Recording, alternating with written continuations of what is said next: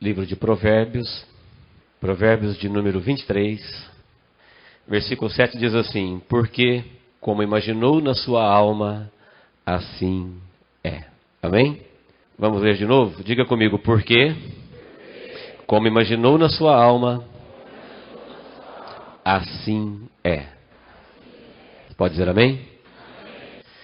Este versículo ele é muito conhecido. Como imaginou a sua alma, assim é. Não diz assim será ou assim foi. Ele está dizendo que como você imaginou, é o que você é o que você está vivendo. Sabemos que este versículo ele é muito querido por algumas seitas heréticas que usam ele para fundamentar o poder da mente. Usam este versículo para dizer que a mente tem o poder de criar situações, de criar cura, de valorizar o poder do pensamento, da mente, para fazer as coisas acontecerem na vida. Sem entrar no mérito de quem diz isso, mas o versículo não diz isso, o contexto não diz isso e a Bíblia toda condena isso. Mas este é um versículo muito querido, ou muito procurado por aqueles que dizem isto. O que o versículo está dizendo não é a capacidade da mente criar, mas a capacidade da alma imaginar e perceber a realidade do Criador e do mundo criado. Em Salmos 2 e 1, não leia agora, por favor, está escrito assim: se amotinam as nações e os povos imaginam coisas vãs. Em toda a Bíblia nós vamos encontrar em muitos lugares Deus falando e orientando do poder da imaginação. Da pessoa olhar para o mundo criado e partir daquilo que ele está vendo, ele cria no seu mundo invisível, na sua alma, e ele começa a imaginar coisas. Às vezes fantasiosas e às vezes prejudiciais à vida. É bom lembrar que em Gênesis 5, quando Deus anunciou o dilúvio dizendo que ele destruiria com o homem que ele havia criado, um dos motivos que Deus alegou, avisou, fundamentou que ele estaria destruindo o mundo, ele falou: porque o homem, em todos os seus pensamentos e na sua imaginação, ele é mau. No mundo dos seus pensamentos, ele imagina coisas más. De contínuo, ele imagina. Ele olha para as coisas boas, mas ele não consegue ver coisas boas. Ele imagina as coisas más. E nesta capacidade que o homem tem de imaginar, ele acaba trazendo a realidade da sua imaginação para a sua vida. Preste bem atenção, queridos. A imaginação faz com a realidade pela qual nós vivemos. A minha imaginação faz com o mundo real a realidade que eu vou viver no amanhã. Com a minha imaginação eu percebo o mundo visível e o mundo invisível. Eu percebo a realidade existente, visível e invisível. E com a minha imaginação eu vou fazer do mundo real a realidade em que eu vou viver. Por isso a Bíblia diz que nós temos a capacidade de imaginar corretamente o mundo que Deus criou, como Ele criou, por que Ele criou, porque aquilo que eu imaginar é o que eu vou viver, eu vou criar uma autoimagem.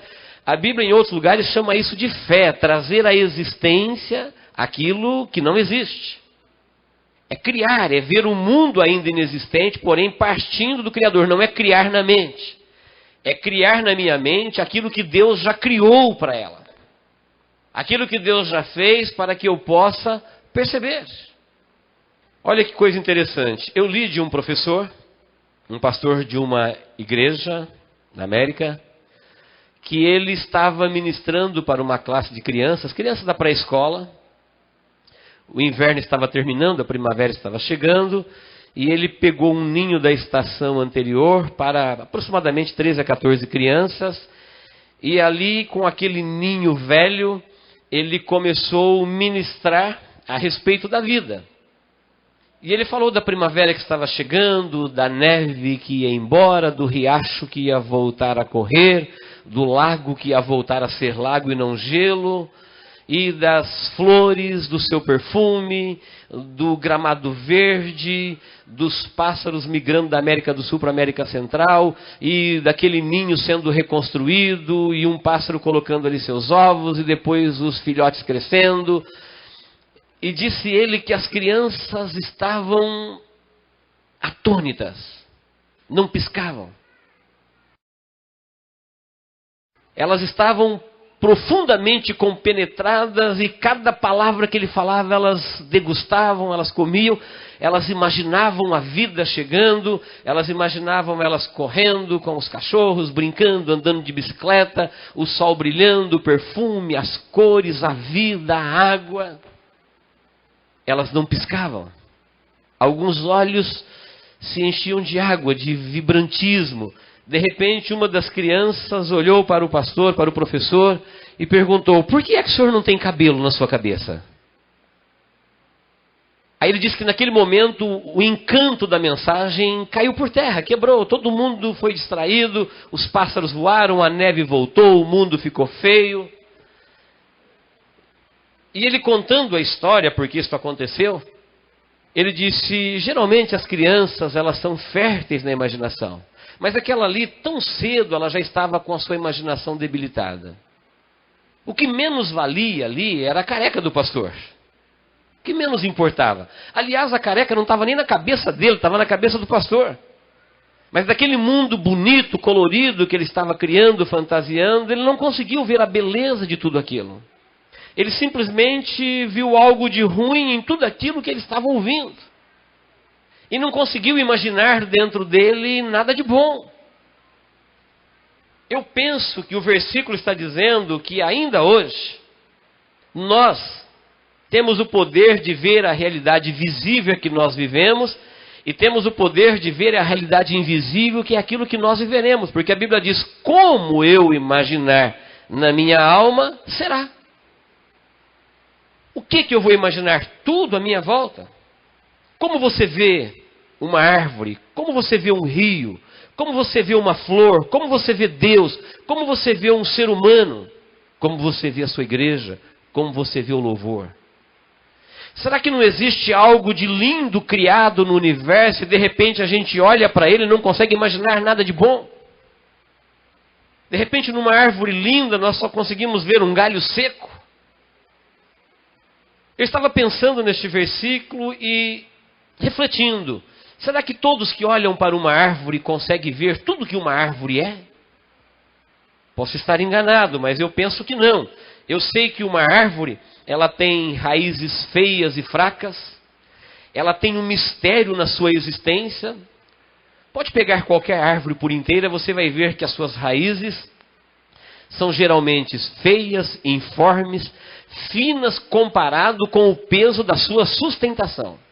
Olha o peso de um tronco, de uma copa, o vento que ela consegue resistir, comparando com o que ela tem da terra para cima, com aquilo que ela tem da terra para baixo. E nós podemos olhar para uma árvore e falar: olha, é só uma árvore. De repente ela até nos incomoda. Mas você pode olhar para uma árvore e perceber o mistério da frutificação, o mistério da alimentação, o mistério da sustentação.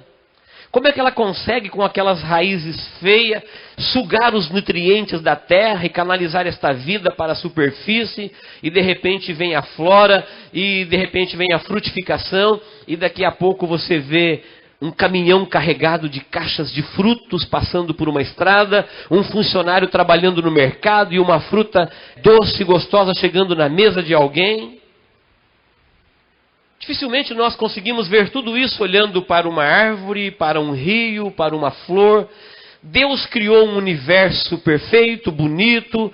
Em cada lugar que você direciona já existe um mundo criado, mas nós não conseguimos imaginar nem o Criador e nem o seu poder criador com tudo que Ele criou para nós contemplarmos e vivermos. Às vezes nós olhamos e só conseguimos ver coisas ruins. E a vida fica ruim, e o mundo fica feio, o mundo fica triste, porque como eu imagino, Ele é. Não está dizendo que Deus criou como eu imagino. Eu não tenho o poder de criar, mas eu tenho o poder de imaginar. Deus criou ele perfeito. Eu creio que você já viu uma carreta carregando uma carga de bananas, ou uma carga de laranja, ou uma carga de manga, ou de morangos, ou de melancias. E aquilo é lindo, você pode ver a produção, a importação, a exportação, gente trabalhando, indo e vindo, vivendo daquele comércio. E tudo aquilo ali veio de alguma coisa que alguém diz, uma árvore.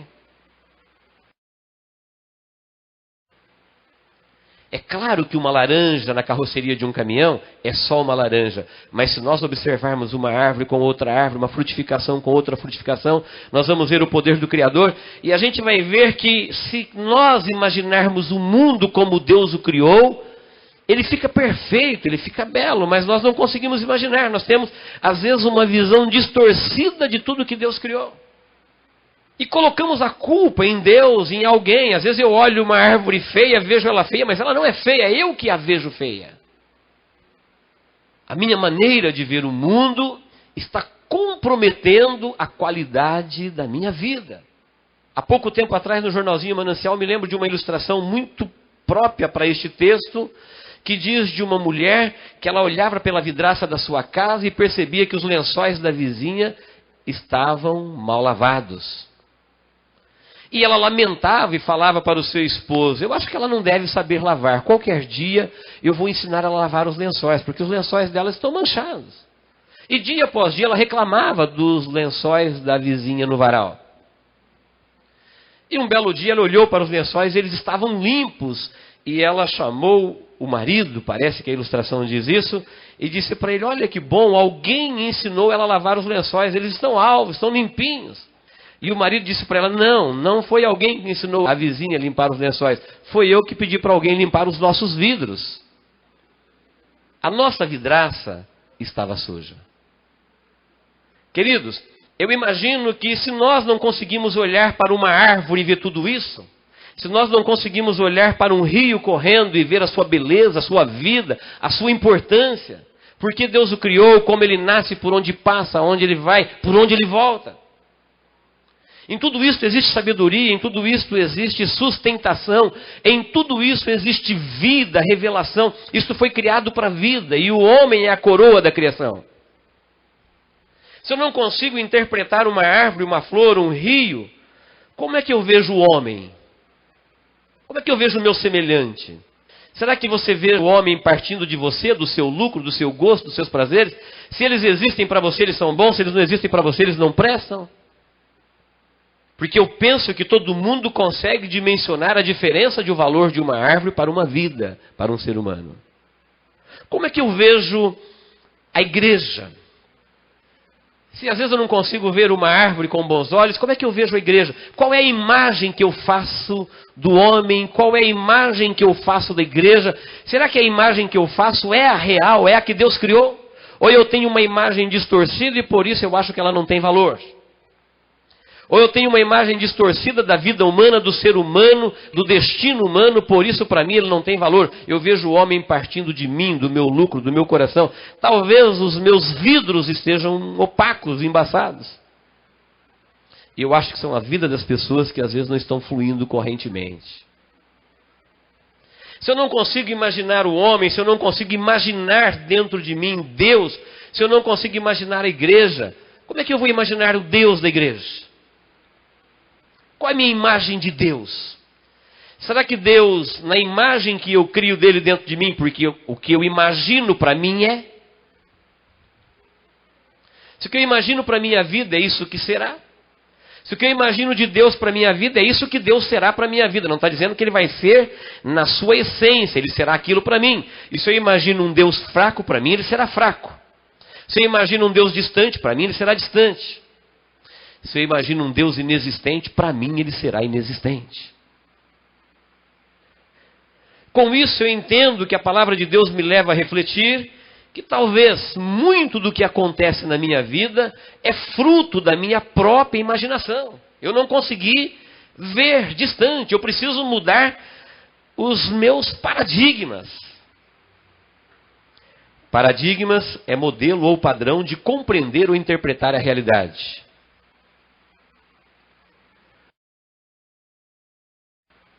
paradigma, aquele caminho batido, aquele trilho batido, aquele modelozinho, aquele padrãozinho que nós aprendemos com o mundo, de ver, entender e interpretar a realidade da vida. E porque muita gente chegou na nossa frente, interpretou com a sua imaginação, às vezes nós temos preguiça de imaginar.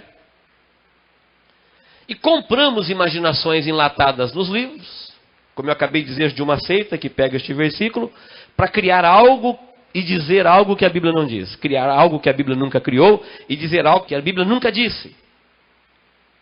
E às vezes nós imaginamos como alguém já imaginou. E nós precisamos mudar esses paradigmas. Por quê? Se o mundo é belo, mas eu tenho um modelo, um padrão para interpretá-lo, o que eu vou ter para a minha vida não é a beleza do mundo, mas a realidade da minha interpretação. A beleza daquilo que Deus criou, se ela for, no meu paradigma, se a minha interpretação for deficiente, o mundo será deficiente. Se a minha visão de tudo cria uma imaginação distorcida, o mundo será distorcido. E logo a minha vida será também distorcida, desfocada. O mundo está repleto de pessoas que têm uma vida desfocada, distorcida, descentralizadas, com manias, com medos, com fobias, com traumas, com tantas imaginações fantasiosas, com os fantasmas da vida, simplesmente porque ele copiou isso de algum lugar, ou ele criou na sua própria mente, mas ele nunca imaginou a vida, ou a criação do ponto de vista do Criador. Eu creio que se nós olharmos para uma roseira, para uma planta, para uma flor, do ponto de vista do Criador, e procurarmos ver toda a sua beleza, todo o seu mistério, todo o seu valor, ela nunca mais será a mesma para nós. Eu estou falando só de uma planta. Imagine se eu estiver falando de todas, de uma produção no mundo. Imagine se eu estiver falando de algo muito mais valioso, de uma vida.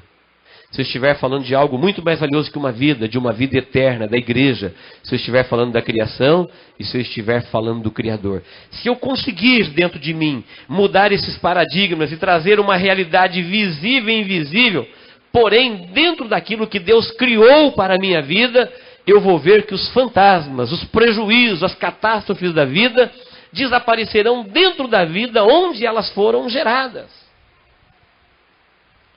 Olha que coisa interessante. Como é importante nós mudarmos, às vezes, este modelinho, este padrão, este paradigma de ver e interpretar a vida. Eu estava lendo que Ptolomeu era um astrônomo, guarde isso, egípcio do 2º século. Astrônomo do Egito do 2º século. Ele desenvolveu uma representação sistemática do universo, na qual a Terra era um centro fixo, e o Sol e as demais estrelas giravam em torno da Terra. Não estou inventando isso, ele desenvolveu isso. Ficou conhecido por sua imaginação. Ele imaginou o universo, a Terra como um centro fixo, e o Sol e as estrelas e os demais planetas do sistema orbitando, girando em torno da Terra. Muito bem. Copérnico, um outro astrônomo polonês do século 16, 1500 anos depois, também resolveu criar uma representação, desenvolveu uma representação sistemática do universo, e ele imaginou um universo diferente. Ele, na sua imaginação, criou um sistema em que o Sol era um centro fixo, e as demais estrelas e os demais planetas do sistema solar orbitavam, giravam em torno do Sol. O que não mudou em 1500 anos? O que não mudou é que o mundo criado, como Deus criou com a sua beleza, continuou sendo o mesmo. Tanto as pessoas que viveram na época do século II, um beduíno do 2º século, como um professor de cultura do século XVI, eles tinham a mesma linguagem. Eles diziam: o sol nasceu, o sol se pôs. A roseira tinha o mesmo perfume, o sal tinha o mesmo sabor, a neve caía nos mesmos lugares, os rios corriam na mesma direção, o vento tinha o mesmo curso, eles construíam, eles brigavam, eles vestiam, eles plantavam, eles colhiam, a gravidade, o vento, a neve, tudo era igual, tanto no século II como no século XVI. É o que não muda, porque o mundo criado estava lá com toda a sua beleza. Mas a imaginação de um e de outro mudou muita coisa no mundo em que eles viviam. Isso foi o que não mudou, mas sabe o que mudou? Partindo desta imaginação do século XVI, os navegadores agora zarpavam com segurança.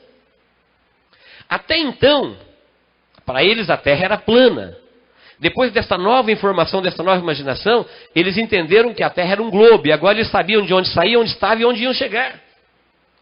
E em pouco tempo a Terra foi colonizada, em pouco tempo o homem chegou à Lua, e a vida das pessoas mudou radicalmente partindo de uma imaginação. O homem não criou na sua imaginação, ele simplesmente percebeu com ela a beleza e a ordem de tudo que Deus estava criado. A vida era comprometida porque o homem estava imaginando a criação distorcida.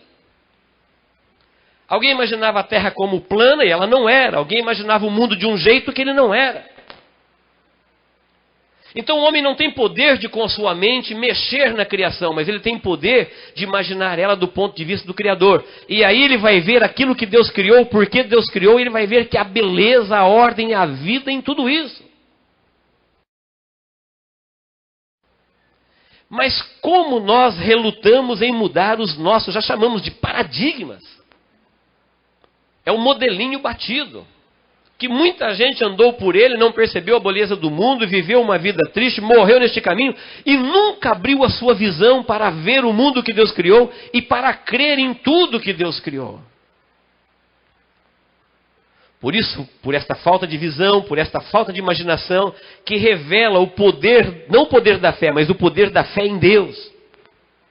De acreditar que Deus é aquilo que Ele diz que Ele é, que Ele fez aquilo que Ele diz que Ele fez, e que Deus pode tudo o que Ele disse que Ele pode. Muitos se recusam a mudar esses paradigmas, por isso eles andam no trilho batido e nunca percebem que o universo e a criação sempre existiu e que tudo que Deus criou para que o homem tenha uma vida feliz, uma vida plena, uma vida eterna. E se tem algo comprometido nesta vida, não foi Deus que comprometeu. E se as coisas não melhoram é porque às vezes nós não conseguimos perceber a sua melhora e como nós imaginamos o mundo, assim ele é. Como você imagina Deus, assim Ele é. Como você imagina a igreja, assim ela é. Tem gente que olha para a igreja e fala, igreja. É isso que a igreja é para ele. Outros olham para a igreja e dizem, igreja. É isso que ela é para ele.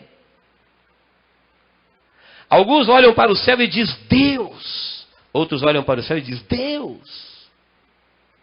Porque como imagina na sua alma, assim não leia agora, por favor, mas no Evangelho de Marcos, no capítulo 8, versículo 22 a 26, você vai encontrar, Marcos é o único que relata este milagre, os outros evangelistas não relatam. Você vai encontrar Jesus curando um cego. Jesus curou vários cegos, 7. Neste daqui, Jesus curou ele gradativamente. Alguém pediu para Jesus curar o cego, e Jesus cuspiu-lhe nos olhos. Mas antes de Jesus fazer isso, diz que Jesus pegou ele pela mão e levou ele para fora da aldeia. Ora, isso não é tão simples, isso não faz em 1 minuto, em 5 minutos, em 10. É a pé. Que atravessar a aldeia e sair fora dela. Diz que Jesus fez questão de pegar o cego pela mão, conduziu ele para fora da aldeia. Lá fora da aldeia, ele cuspiu-lhe nos olhos, esfregou e disse, o que você está vendo? Abriu seus olhos? Ele falou, meus olhos abriu. Agora eu estou vendo os homens, porém eles são como árvores que andam. Aí Jesus disse, não está bom. Ele foi lá e novamente tocou nos olhos do homem e falou, e agora? Ele falou, agora eu estou vendo longe, nitidamente, perfeitamente longe. Jesus falou, então agora você está curado, não volte mais na aldeia. E eu fico pensando num texto como esse, eu poderia olhar para ele e falar assim, olha, Jesus curou um ceguinho. O que é isso para Jesus? Ponto de vista. Mas eu vejo que Jesus fez mais do que isso, porque um homem que criou a humanidade, que deu a vida, ele não precisaria de curar o homem em 2 partes. Será que o poder de Deus falhou na vida de Jesus? Ou será que a fé do homem falhou diante de Jesus? E à medida em que ele ia crendo, Deus foi operando gradativamente como um processo na vida dele? Ou será que na primeira vez Jesus restaurou os olhos com a sua capacidade óptica de perceber o mundo, e na segunda deu a ele a ligação cerebral de captar o que existe no mundo e processar isso de uma forma racional? Porque homens não são árvores, árvores não são homens, árvores não andam. A visão não estava correta. E Jesus não queria deixar o homem vendo homens como árvores. Ele queria que ele tivesse uma visão nítida do mundo criado. Árvores são árvores, e você tem que olhar para uma árvore e saber o que significa uma árvore. Você tem que olhar para um animal, para um pássaro, para um inseto, para o equilíbrio ecológico, você tem que olhar para a cadeia alimentar, você tem que olhar para a beleza da criação, para os planetas orbitando, para as estrelas, para o Sol. Você tem que saber por que este mundo não congela, por que ele não pega fogo, por que nos outros planetas não tem vida. Será que tudo isso é obra do acaso? Será que o acaso ou simplesmente a evolução da matéria só beneficiou a Terra e ninguém mais? Ou é o caso de nós olharmos para o poder do Criador e falar: eu criei a terra, minha é a terra e toda a sua plenitude. Nós temos que olhar para tudo que Deus criou e saber por que elas existem. E Jesus cura o homem, leva ele para fora da aldeia, cura ele em duas partes, em duas sessões. Creio eu, esperando o homem evoluir na fé, e à medida em que a sua fé ia crescendo, Deus ia operando na sua vida, até ele ter uma visão perfeita de tudo que Deus criou e que existia à sua volta. Eu temo que às vezes acontece conosco como aconteceu com aquele cego. Nós achamos que uma simples mirada na direção de Deus, ou uma teoria qualquer a respeito de Deus, ou uma herança religiosa, ou a cultura religiosa que você trouxe da escola, do primário, dos vizinhos, dos colegas de escola, de algum amigo, ou de uma matéria que você pegou na internet, um conceito filosófico qualquer, que você recebeu de Deus, te deu uma visão distorcida do que existe, e você ficou contente com isso.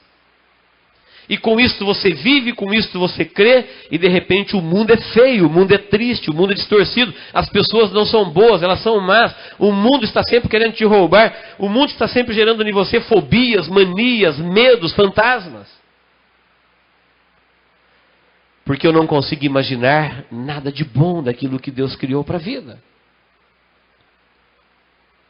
Jesus acompanhou o cego, e nós não temos aqui Jesus simplesmente curando um ceguinho. Jesus estava vendo o homem como um homem, e entendeu que a partir do momento que ele encontrou-se com Jesus e que ele ia ser curado, ele precisava ter uma cura perfeita, ele precisava ver o mundo como o mundo foi criado. Quantas coisas existem na nossa vida para deturpar a nossa imagem e criar na nossa imaginação, na nossa mente, traumas, fobias, fantasmas, inimigos, que na verdade eles nunca deveriam estar aí. Nós estamos estudando nos grupos de estudos mania de mania, e nós aprendemos muitas manias, como que elas arrastam a vida. Falamos, não leia agora por favor, em Daniel capítulo 4, versículo de 1 a 37, de um imperador, de um rei chamado Nabucodonosor, que ele se imaginou Deus. Olha que interessante. A imagem dele quase acertou. Em vez dele imaginar Deus, ele imaginou-se Deus. Parece que ele errou por pouco, mas isso trouxe uma tragédia muito grande na sua vida. É uma tendência humana de pegar o todo e transformar para o individual como se ele tivesse o mesmo valor, ou o individual para o todo.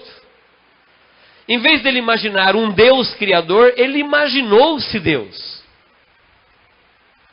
A Bíblia diz que ele tinha um Deus. Deus o chamou de meu servo. Deus falou para ele: eu te coloquei como cabeça das nações, eu te dei um governo, eu te dei poder, eu te dei autoridade. Nunca teve na terra um homem como você e nunca terá um outro. Não falou no sentido espiritual, falou como governo político. Falou: nunca teve um reino como o teu e nunca terá. E até hoje nunca teve. Estamos retrocedendo de hoje até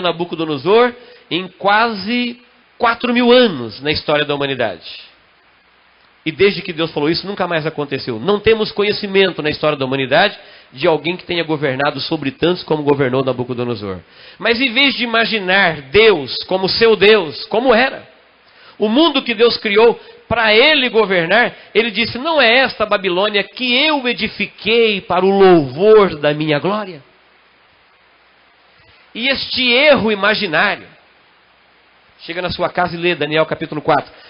Este erro imaginário trouxe uma falência total para o seu império e para a sua vida. Diz a Bíblia que quando ele imaginou-se Deus, Deus tirou dele só a sua lucidez. E ele esqueceu que ele era governo, ele esqueceu que ele era homem, ele esqueceu que ele era gente, ele esqueceu que ele tinha autoridade. E de repente agora ele se imaginava não um Deus, mas um animal. E foi comer com os animais, viver com os animais. E cresceu pelo e cresceu unha. E por um tempo ele perdeu o seu sentido e viveu uma vida puramente animal. E quando voltou à sua razão, quando voltou à sua lucidez, ele falou: agora eu entendo que o Senhor é Deus e Ele reina onde Ele quer. Que prejuízo enorme, que tragédia que teve que acontecer na vida dele para ele corrigir a sua imaginação. Ele não tinha nenhuma necessidade da vida, ele era um homem rico, abastado, culto, inteligente, honrado, praticamente endeusado. Mas quando na sua imaginação ele imaginou-se Deus, a Bíblia diz: como imagina, ele é. O homem não pode ser Deus, porque ele não foi criado Deus. A Bíblia diz que Deus o criou homem. A Bíblia diz que Deus o criou pequeno, um pouco menor do que os anjos. E por causa da queda, limitado. Mas sabe quantas pessoas existem neste mundo com mania de grandeza? Sabe quantas pessoas desfocadas, descentralizadas, com manias de que são melhores, especiais? O mundo é o mundo, ele é ele. Ele vê o mundo partindo dele. Talvez não chegue ao ponto de fazer como Nabucodonosor, de se imaginar Deus, mas se imagina melhor, se imagina maior, se imagina especial. E o homem, ele é tudo igual, ele tem a mesma origem, ele tem o mesmo destino, e por dentro nós não somos diferentes. E nem na nossa alma. Mas esta maneira de imaginar, conforme nós estávamos estudando esta semana, traz prejuízos enormes. Alguém pode falar: só porque eu imagino diferente da minha vida, daquilo que Deus criou para ser, isso pode trazer aborrecimento? Sim, porque se você se imagina Deus, ou se você coloca o seu ego no lugar de Deus, o lugar de Deus está ocupado. Então tudo aquilo que Deus faria por você, Ele não fará mais, porque você está ocupando o lugar dele. Se Deus tivesse que te dirigir, Ele não vai dirigir mais, você será dirigido por você. Se Deus tivesse que te proteger, Ele não te protegerá mais, você já está se protegendo. Se Deus tivesse que te orientar, Ele não te orientará mais, porque você já está sendo orientado. Veja como uma mania, uma imaginação traz um distúrbio enorme para a vida. E às vezes nós achamos que o culpado é o mundo, que o culpado é Deus. Temos manias de muitas coisas, porque imaginamos estas coisas dentro de nós. E como você imagina, assim é. A Bíblia fala que os olhos são a candeia do corpo. Ela diz: se os teus olhos forem bons, todo o teu corpo terá luz. A Bíblia diz que quando você está olhando pelo mundo, os olhos é um dos nossos sentidos, e com ele você capta, você percebe o mundo. E se você olhar para o mundo e ver o mundo bom, se você ver o mundo iluminado, se você conseguir ver aquilo que Deus criou, para que Deus criou e como isso pode te abençoar, tudo isso que você perceber de bom no mundo e imaginar, isso vai trazer bênção para a sua vida. Porque se eu imaginar uma árvore corretamente, isso me abençoa. Você pode imaginar como eu não seria abençoado se eu entender corretamente a igreja? Se eu entender corretamente a vida humana, o valor do ser humano, dos seus relacionamentos, o valor dos seus sentimentos, dos seus comprometimentos, como isso pode tornar o mundo diferente à minha volta.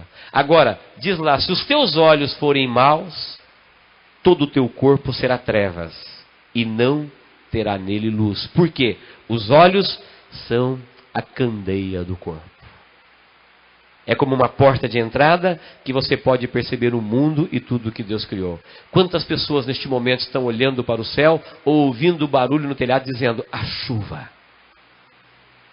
E aí ele começa a pensar tudo que uma chuva pode produzir. Você pode imaginar a terra onde não cai a chuva? Você pode imaginar a terra um ano sem chuva?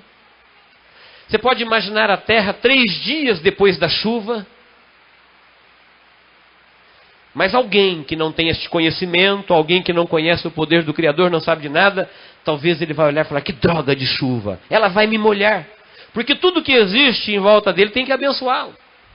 E se a chuva molhar o seu cabelo e a sua roupa, já não presta mais. Ainda que ela esteja dando vida para milhares e milhares de pessoas na terra. Quem aqui nunca disse droga de chuva? Quem aqui nunca disse droga de vento? Droga de sol? Quem aqui nunca olhou para as pessoas que mais te ama e às vezes viu ele como um verdadeiro inimigo? Como você imagina, assim é.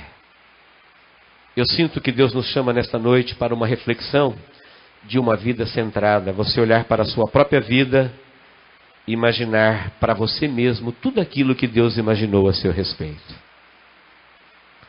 Gostaria que você visse você como Deus te vê. Não como o mundo te vê, não como o mundo te julga. Mas consulte o seu Criador. Veja o quanto você vale. Pela sua vida, Ele enviou Jesus Cristo para morrer na cruz do Calvário. Ou seja, Deus se recusou a abrir mão da sua vida. Mesmo sabendo que o homem está distante dele, não se importando com ele, não amando ele, não desejando ele, ele, porém, sabendo o valor da vida, sabendo o quanto você é importante, ele não abriu mão da sua vida. Que pena que muitos desistem da vida quando Deus nunca desistiu delas. Que pena que muitos não conseguem ver nada de bom na sua vida quando Deus consegue ver toda a beleza e toda a bondade que existe nela. Como você imagina, assim é. Quantas vezes nós temos manias, fobias, porque nós imaginamos a vida diferente. Nós aprendemos essa semana que o homem tem mania de grandeza, o homem tem mania de perfeição, o homem tem mania de duvidar. Mania de perfeição. Nós sabemos que o homem é imperfeito, mas ele tem mania de perfeição. E porque ele tem mania de perfeição, ele nunca será perfeito, ele viverá completamente insatisfeito com ele. Ele nunca se bastará. Ele nunca se aprovará. Ele nunca se completará. Se ele consultasse o manual do Criador, ele vai ver que o que a Bíblia chama de perfeito é buscar a perfeição. A Bíblia fala que nós devemos ser perfeitos, como Deus é perfeito. A Bíblia fala que nós devemos buscar a perfeição. Paulo disse, não que eu tenha alcançado, mas eu prossigo para o alvo. O conceito de perfeito na Bíblia é de alguém que sabe que não é perfeito e que não desiste de buscar a perfeição. Porque quando alguém se julga perfeito, esta vida já estragou. Quando alguém se julga bom, essa massa já se corrompeu. Porém, ter um conceito da imperfeição e caminhar para melhorar a cada dia, entender que sempre pode se melhorar, que sempre pode se aprender, que sempre nós podemos crescer em alguma direção, é isso que a Bíblia chama de perfeição humana. Ou seja, entender que é imperfeito e caminhar para um crescimento na direção de Deus. Porque Cristo é o varão perfeito, Ele é o modelo, Ele é o protótipo que nós devemos olhar, mirar nele e caminhar seguindo os seus passos. E assim, com todas as outras manias que o homem tem, ele só traz prejuízo para a sua vida. Mania de duvidar. Ele foi feito para crer. Mas tem mania de ser do contra. Duvida de tudo que nunca checou para ver se é real ou não. Duvida daquilo que ele não tem nenhuma prova racional para duvidar. E como ele foi feito para crer, mas vive duvidando, por isso existe um vazio dentro dele. Um buraco, chama-se o buraco que só a fé pode preencher. Um vazio do tamanho de Deus. Um vazio do tamanho que Deus pode entrar e preencher na vida humana. Porque o homem foi feito para crer e não para duvidar. E cada vez que ele pega um caminho diferente daquele que Deus o criou para ser, e imagina um mundo diferente, a sua vida começa a caminhar faltando alguma coisa, trazendo alguns prejuízos para a sua vida. A médio, ou às vezes a curto, ou às vezes a longo prazo. Amém, igreja? Que Deus nos abençoe em Cristo Jesus. Feche seus olhos. Curva a sua cabeça. Quando nós estamos ouvindo a palavra de Deus, Deus está falando conosco. Mas quando nós estamos orando, nós estamos falando com Deus. E eu creio que a palavra do Senhor não volta vazia. Quem sabe depois de ouvir a palavra, você tem algo a dizer a Deus. Quem sabe você vai mudar a sua imaginação. Imaginar de acordo com o que Deus criou é trazer à existência aquilo que não existe. Como aquele professor que falava da primavera, ela ainda não tinha chegado, mas ele já via ela chegando e com toda a sua vida, com toda a sua beleza, com todas as suas bênçãos.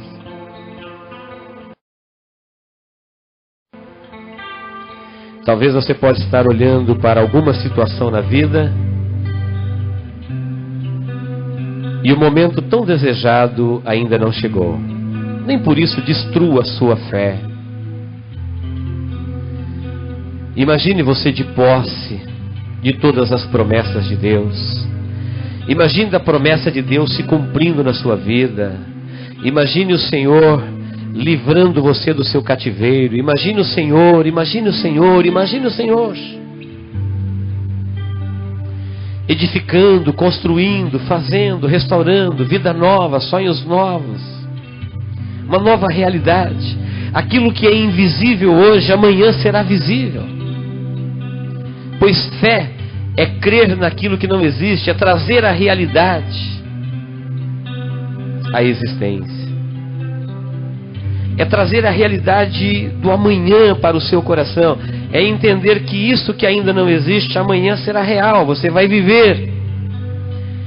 E você pode imaginar isso dentro do seu coração pela fé hoje, porque como você imaginar, será. Porque como você imaginou, é.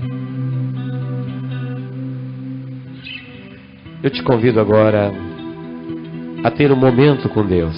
Feche os seus olhos, desligue-se da vida. E como você souber, como você puder, fale com Deus.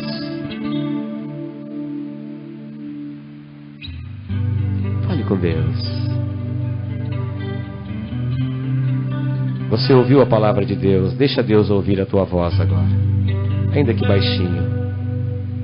Ainda que em pensamento, Deus sabe ouvir os pensamentos.